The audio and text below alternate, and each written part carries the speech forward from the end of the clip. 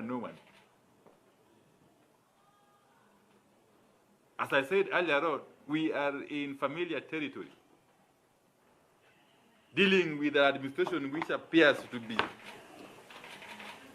preparing to run its affairs in a rogue manner. We don't want to preempt. The jury is out there. But we shall be here. Yes, and you can count on us, Kenyans. Well, in addition to what my colleague has addressed, firstly, let me put it clear that it is quite unfortunate that the media has been locked out of Parliament and it had to call for intervention of ourselves, talking to various interested parties for you to be allowed into this compound. Media plays a pivotal role, shining lights in the dark corners of our nation, and we will not accept any alienation or intimidation of the press while carrying out their duties. Many Kenyans fell into the trap of juicy statements made during campaigns by UDA and by extension Kenya Kwanza, and therefore we expect nothing but a magic wand from Kenya Kwanza to make life not just affordable but cheap, beginning tomorrow in the evening. Otherwise, Kenyans will not fall into the machinations of the executive by luring certain members who would have otherwise offered oversight roles and make them part of that administration. And where therefore Kenyans expect nothing but 2,000 price of fertilizer tomorrow, 70 shillings a 2 kilogram of maize flour, and many other good things that will come with that administration because Kenyans fell into that trap. Our education system cuts across families, cuts across households, and therefore it is a very fragile ministry that cannot be disturbed by the swing of an administration. And therefore we are saying the CBC curriculum that has been birthed by the outgoing administration needs time to be appraised, needs time to be properly looked into, and we do not expect that this administration will wake up on Wednesday and scrap this curriculum. Our children expect nothing but continuation. Exams are slated for the end of this year, after which the year 2023 will begin the normalcy in our curriculum continuation.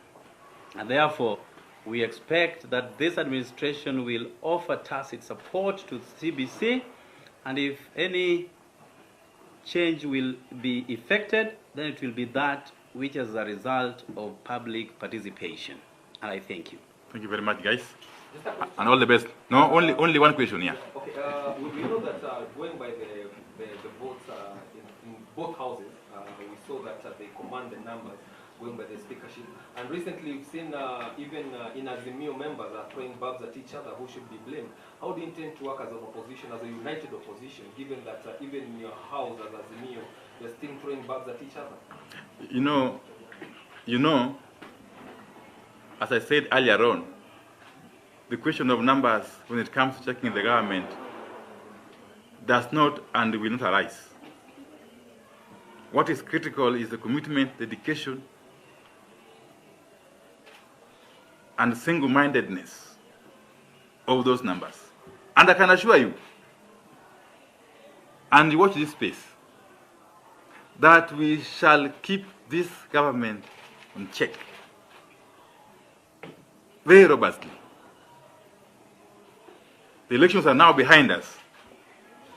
But if anybody thought that it will be business as usual, then they are mistaken. We are, of course, organizing ourselves. I can't delve into those details.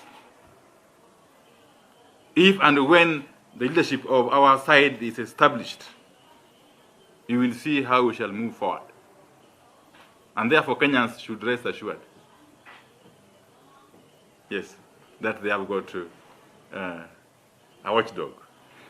Maybe Nyandawan can also answer. Are there plans for a shadow cabinet? Well, let me put it this way. Our forebearers made it clear that as the majority have their way, the minority will have their say. It is quite ironical that the majority in the House, which is Azimio coalition, fell into certain things that we do not know how to describe by certain members joining the minority side. That is quite ironical because it is the minority to join the majority.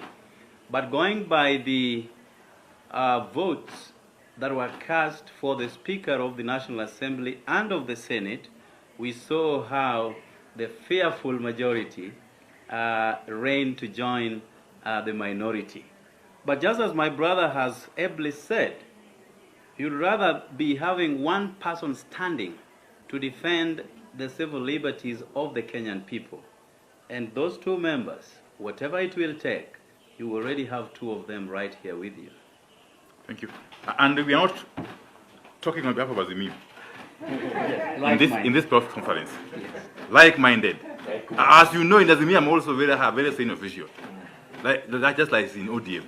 But today, we are talking like in our capacities as like-minded members of parliament. How many like-minded? The number is, of course, evolving. Yeah, it's evolving. Thank you, guys. Thank you very much. I thank you for the On what?